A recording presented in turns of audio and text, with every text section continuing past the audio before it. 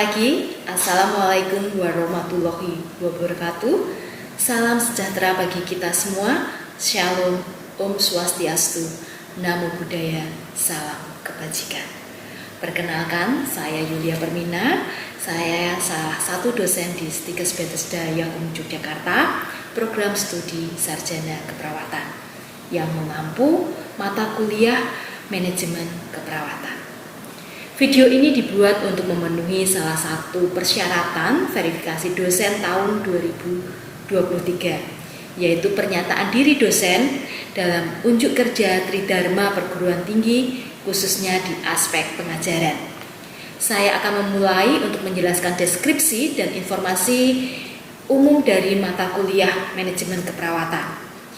Mata kuliah manajemen keperawatan merupakan mata kuliah wajib bagi mahasiswa semester 6 pada program studi sarjana keperawatan di Stikes Bethesda Yakum. Mata kuliah manajemen keperawatan ini memiliki bobot SKS 3, di mana terdiri 2 SKS teori dan 1 SKS praktek. Bahasa pengantar yang digunakan dalam perkuliahan ini adalah bahasa Indonesia. Saya akan menjelaskan deskripsi mata kuliah manajemen keperawatan. Mata kuliah ini membahas tentang pembelajaran cara mengelola kelompok perawat dengan menggunakan peran dan fungsi manajemen untuk dapat memberikan asuhan keperawatan di tingkat ruang rawat di rumah sakit. Bekerja sama dalam mencapai tujuan organisasi dan menerapkan konsep kepemimpinan, peran, dan fungsi manajemen. Pembahasan ditekankan pada implementasi peran dan fungsi manajer unit keperawatan. Proses pembelajaran dilakukan melalui metode pembelajaran aktif berupa diskusi berbasis pertanyaan dan masalah, presentasi, role play, dan belajar berdasarkan hasil studi yang dilakukan dengan peduli penuh kasih. Capaian pembelajaran lulusan atau CPL program studi yaitu membedakan berbagai teori tipe kepemimpinan, peran dan fungsi manajemen keperawatan. Yang kedua adalah menyusun rencana manajemen keperawatan suatu unit ruang rawat sesuai dengan tahapan penyusunan perencanaan dan standar akreditasi pelayanan. Yang ketiga adalah menetapkan kegiatan fungsi pengorganisasian yang sesuai dengan prinsip perencanaan dan pengorganisasian. Keempat adalah merencanakan ketenagaan keperawatan yang sederhana sesuai dengan kebutuhan ruang rawat, menstimulasi kegiatan manajer ruang rawat dan pada yang kelima, menstimulasi kegiatan manajer ruang rawat pada fungsi pengarahan. Yang keenam, menstimulasi kegiatan manajer ruang rawat pada fungsi pengawasan. Yang ketujuh, menyusun upaya pengendalian mutu asuhan dan pelayanan keperawatan. Merencanakan penyelesaian konflik dan pelaksanaan asuhan keperawatan ruang rawat. Kemudian yang kesembilan, memainkan peran dan fungsi konferen dan timbang terima sesuai dengan konsep keperawatan. Adapun 11 topik yang akan dibahas di dalam mata kuliah manajemen keperawatan. Yang pertama adalah kepemimpinan, peran dan fungsi manajemen keperawatan. Yang kedua, perencanaan manajemen keperawatan. Yang keempat, fungsi pengorganisasian. Yang kelima, ketenagaan keperawatan sesuai dengan kebutuhan ruang rawat. Yang keenam, fungsi pengarahan. Yang ketujuh, pengendalian mutu asuhan dan pelayanan keperawatan. 8. Konflik dalam asuhan pelayanan keperawatan. Yang 9, konferensi dan timbang terima sesuai dengan konsep manajemen. 10. Manajemen dan pengaturan alur kerja dalam pelaksanaan penanganan pasien COVID-19. Yang 11. Advokator bagi manajemen rumah sakit dalam efektivitas dan efisien proses pelayanan dan penyembuhan pasien serta adaptasi interpersonal dan pengelola emosi dalam menangani burnout untuk pasien COVID-19. Referensi yang digunakan dalam manajemen keperawatan ini beragam, di antara dari buku, e-book, penelitian, maupun sumber pustaka yang dapat dijadikan referensi dalam mata kuliah ini. Sistem pembelajaran di manajemen keperawatan ini menggunakan sistem secara sinkronus dan asinkronus dengan menggunakan metode pembelajaran aktif yang utama. Sistem pembelajaran di manajemen keperawatan ini dilakukan secara sinkronus dan asinkronus dengan menggunakan pembelajaran aktif yang utamakan peran dan keaktifan mahasiswa. Dalam proses pembelajaran, yaitu pembelajaran secara kolaboratif, diskusi kelompok, penugasan berupa studi kasus melalui LMS Stikes Bethesda Yakum Yogyakarta. Pembelajaran mata kuliah manajemen keperawatan ini kurang lebih 24 pertemuan, di mana 12 pekan pertama atau 12 pertemuan sebelum UTS dan 12 pertemuan berikutnya setelah UTS atau sebelum UAS. Metode pembelajaran yang digunakan tergantung dari bahan kajian atau materi pembelajaran yang akan disampaikan. Misalnya, sebelum UTS akan menggunakan metode blended learning, dan sebelum UAS akan berfokus pada diskusi kelompok dan penyelesaian studi kasus. Bentuk perkuliahan secara sinkronus dilakukan secara tatap muka di ruangan kelas. Diskusi dan penugasan secara mandiri maupun kelompok dapat dilakukan melalui LMS Bethesda Yakum. Kemudian evaluasi pembelajaran mata kuliah keperawatan ini didapatkan dari penugasan yang terstruktur baik mandiri maupun kelompok, UTS, kemudian kuis, UAS, di mana bobotnya adalah untuk evaluasinya ada kuis interaksi sebanyak 10%, penugasan mandiri maupun kelompok 25%, diskusi kelompok 15%, UTS 25%, dan UAS sebanyak 25%.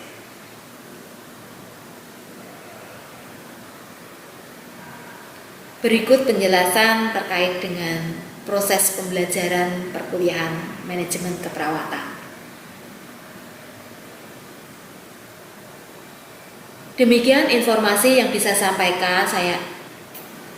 Demikian informasi yang bisa saya sampaikan mengenai mata kuliah manajemen keperawatan untuk mahasiswa program studi sarjana keperawatan di Stikes Bethesda Yakum Yogyakarta. Berikut merupakan cuplikan dari proses pembelajaran yang dilakukan secara sinkronus tatap muka di kelas. Selamat menyaksikan. Selamat pagi teman-teman semuanya. Di jam kedua masih semangat?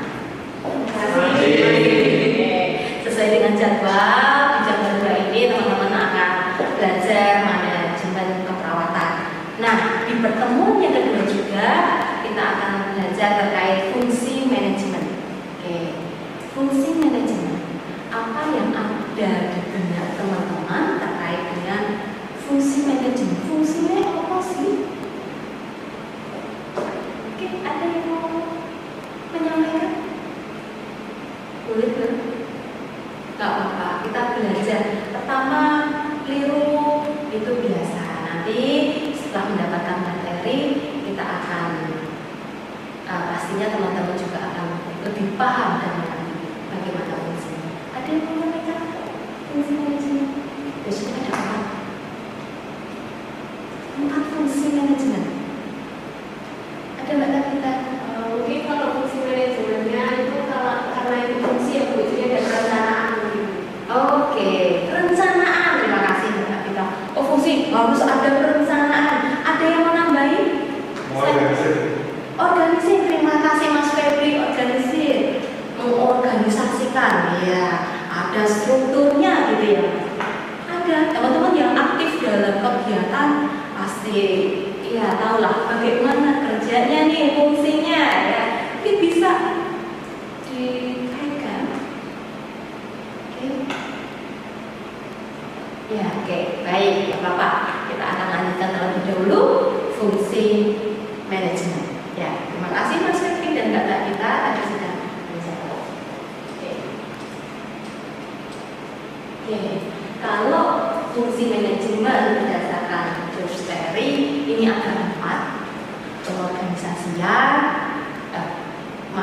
dari perencanaan, kemudian pengorganisasian, pengarahan, dan pengontrolan. Controlling ada apa? Mungkin banyak teman-teman yang ada staffing loh di sana, ada directing, iya, banyak teori yang merumuskan terkait dengan fungsi manajemen. Tapi pada hari ini kita akan membahas terkait teori dari George Terry. Ya, perencanaan. Nah, kalau lihat kegiatan dalam fungsi manajemen, penentuan tugas dari TNI ya, menentukan tujuan dan bagaimana cara pencapaian yang terbaik. Kemudian dari organisasi, berarti menentukan bagaimana penyusunan organisasi, aktivitas yang dapat dilakukan. Evaluating, proses memberikan motivasi kepada anggota. Kemudian yang terakhir ada controlling, berarti memonitor dan memperbaikan aktivitas yang sedang berjalan agar tujuan tetap tercapai. Ya, ini adalah kalau yang lurus ini tahapannya. Tahapannya dari perencanaan, habis penyusunan perencanaan apa yang dilakukan? Dari organizing, kemudian evaluating, bagaimana langsung controlling. Sebenarnya gampang, ada rencana, ada organisasinya, siapa yang bertugas, bagaimana memberikan motivasi, melakukannya, kemudian mengontrolnya supaya tujuan itu tetap tercapai, dapat tercapai. Oke, kita akan lihat satu persatu. Planning, perencanaan, suatu proses untuk menyusun tujuan yang ingin dicapai serta mengembangkan rencana aktivitas kerja dalam suatu organisasi. Nah, harus berorientasi ke masa depan. Ya, apa yang ingin dicapai? Ya, kemudian, nah di sini harus ada visi. Ya, kalau di ruang kelas pasti ada visi, bahkan di aula pun di institusi Srikas ini masih ada visi misi supaya kita ingat bagaimana visi misi di Srikas ini. Kemudian ada tujuan. Tujuannya apa sebuah organisasi dalam keperawatan? Tujuannya berarti tujuannya adalah memberikan pelayanan yang baik. Mungkin ada tujuan yang lain. Kemudian sasarannya siapa? Warga, masyarakat yang mana? Atau seluruh warga yang bisa diberikan pelayanan kesehatan. Ya, siapa saja sasarannya. Baik itu dari anak, bayi, sampai pada lansia. Bagi anak yang sehat atau sakit, nah itu kita tentukan sasarannya sendiri. Kemudian analisa post program. Nah, kita harus tahu dari tujuannya tadi, yang apa yang direncanakan, sudah ada visinya, kita akan menentukan bagaimana analisa post. Berarti kita harus melihat apa kekuatan yang kita miliki. Kekuatannya, SDM-nya S1 semua. Pelatihan setiap 3 bulan misalnya harus diikuti. Akreditasinya udah paripurna. Nah, itu kekuatannya. Nah, kelemahannya, ya, mungkin alatnya masih kurang, area layanannya cukup sempit. Nah, itu ada kekurangan. Dan kemudian kita akan melihat bagaimana adakah ada ancaman, ya, ancamannya apa? Kalau di rumah sakit, banyak rumah sakit, ini belum ada 1 kilo, sudah berapa rumah sakit di sekitar rumah sakit Bethesda? Sudah ada 1, 2, bahkan depan, kanan, kiri, belakang, sudah ada ini. Ya. Kemudian peluangnya, ya, kita harus cari peluang. Rumah sakit sana ternyata dia berorientasi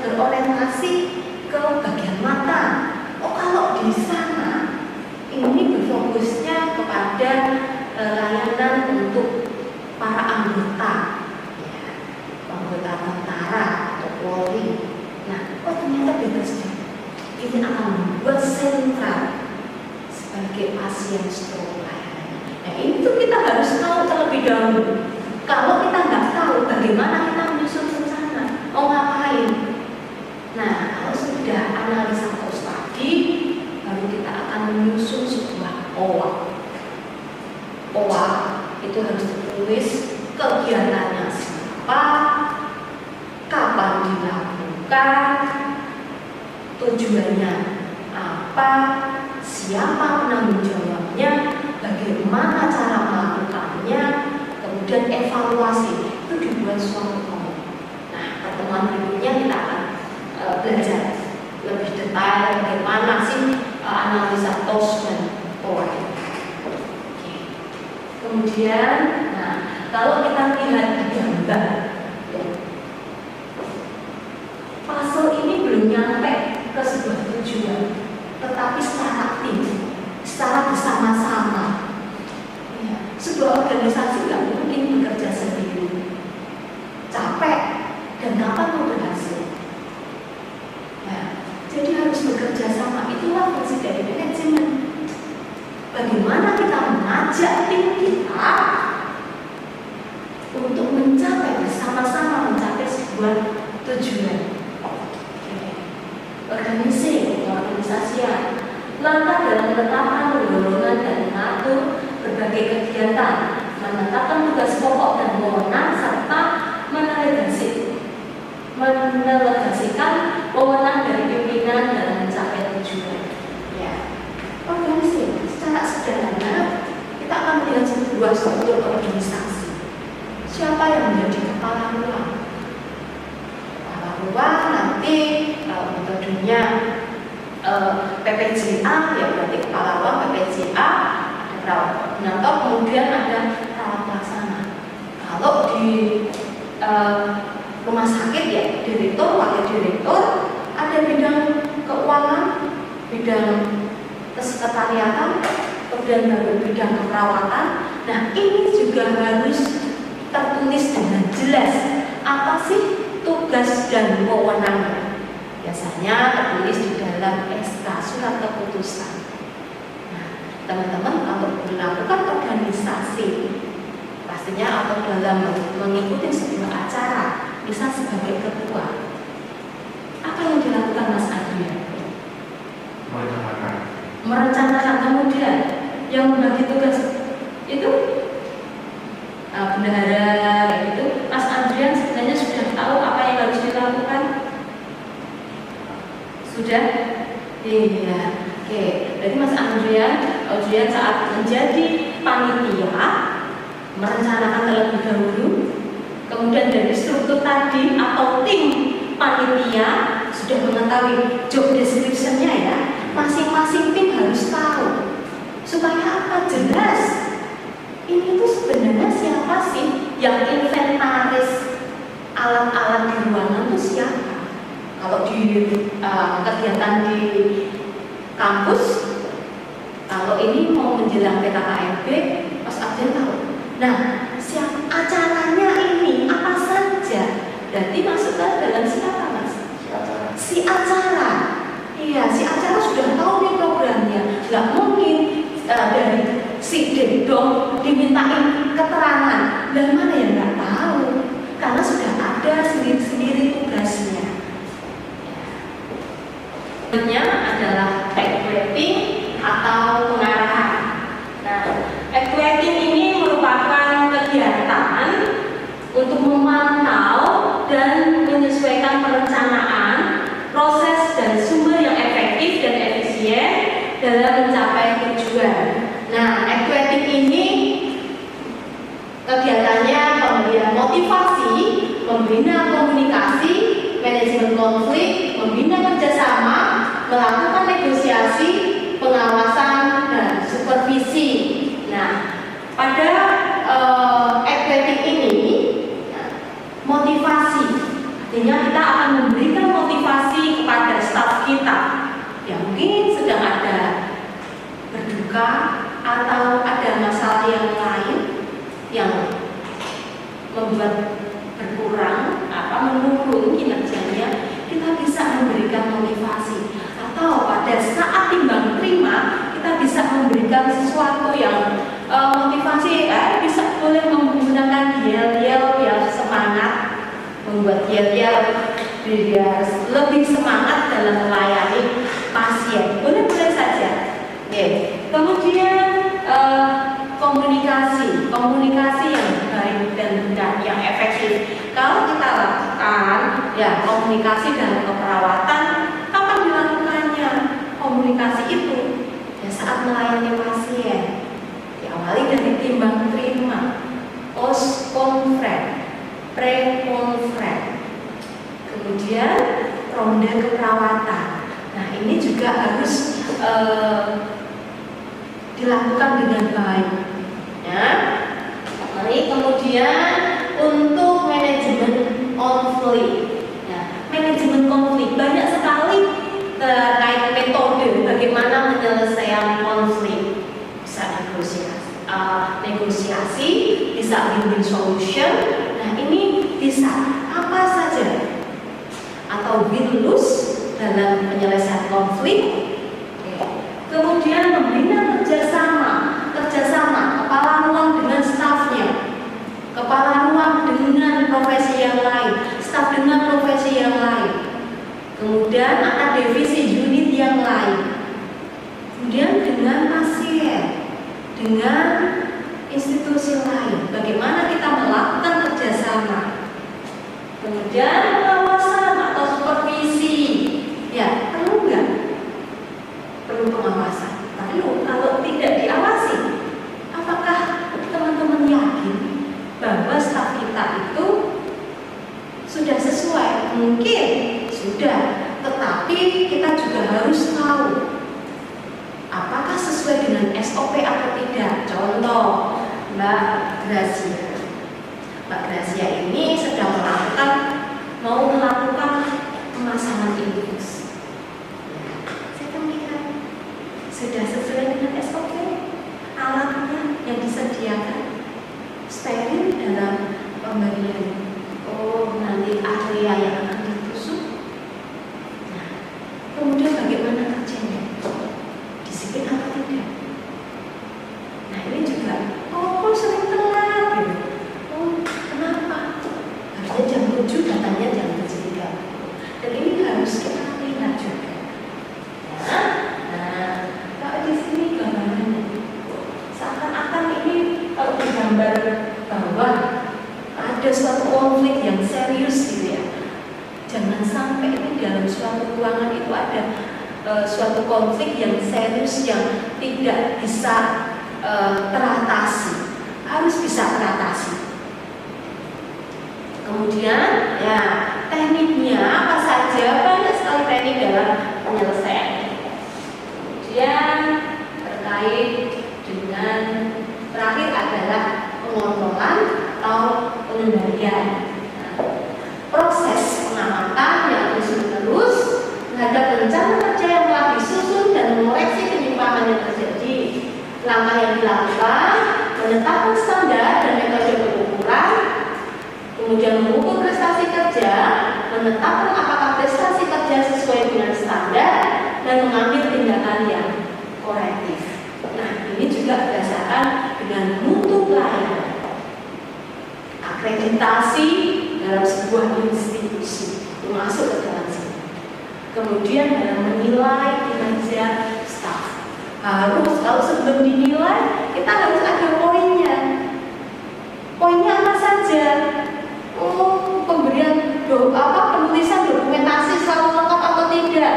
Senyum, ramah, kemudian pernah nggak telat berapa kali? Nah, ini ada ini harus ada terlebih dahulu. Supaya apa? Supaya masing-masing staf itu juga sama yang dinilai.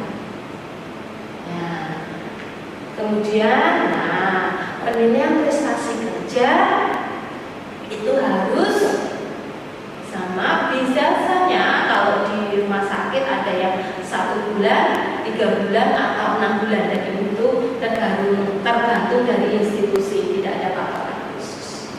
Ya, itu saja dari saya teman-teman. Ada yang ingin ditanyakan? Ini pasti yang paling disenangi.